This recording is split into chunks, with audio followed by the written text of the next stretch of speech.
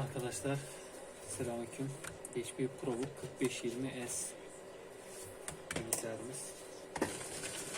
Yapacağımız işlem SSD disk takmak olacak. Öncelikle bilgisayarımızı komple sökeceğiz. Şu alt kapağını alacağız, servis kapağını.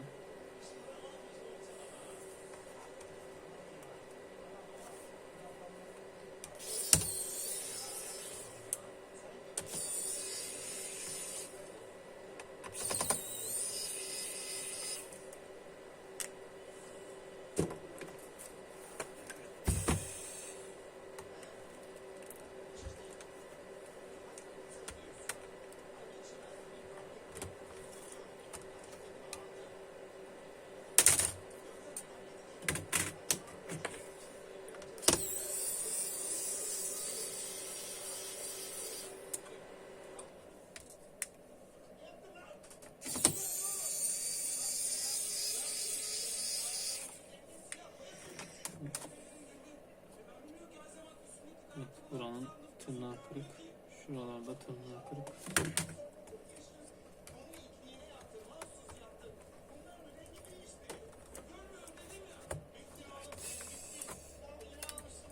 Şimdi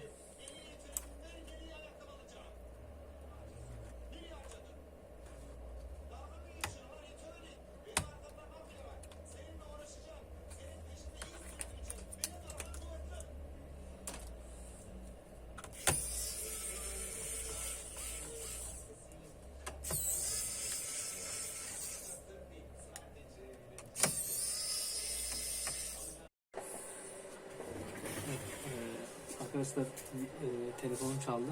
Durdurmak zorunda kaldım. Şimdi bu üst kasayı şu şekilde, yani şurada takılıyken şu şekilde sağ tarafa doğru çekiyorsunuz. Üst taraf geliyor.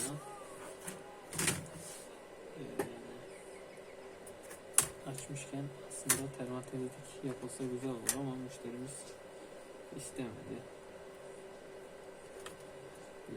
Bize söylenmeyen bir işlem haricinde başka bir işlem yapmıyoruz.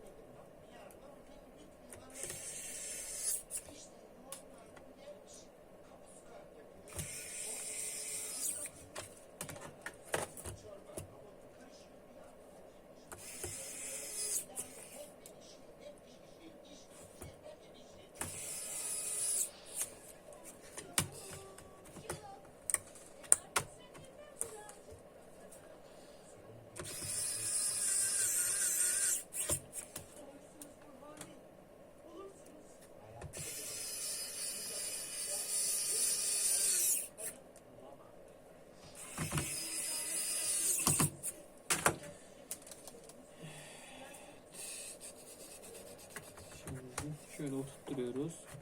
Sağa doğru çekiyoruz.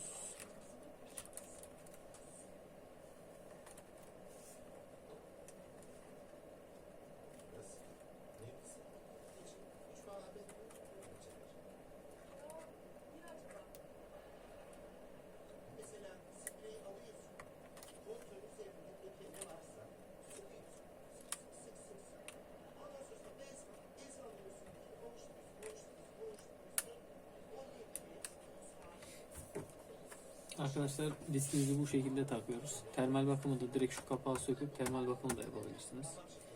RAM de ilave edebiliyorsunuz. Klavye kısmını sökerken dikkat edin. Böyle yukarı doğru çekmek gerekiyor. Klavyeyi şöyle yukarı doğru çekiyorsunuz. Şöyle açıyorsunuz. Klavyeyi bu şekilde takıp yerine oturtuyorsunuz. Arkadaşlar videomuz bu şekilde. Kanalıma abone olup bana destek olursanız sevinirim. Videomu beğenip yorum atmayı unutmayın.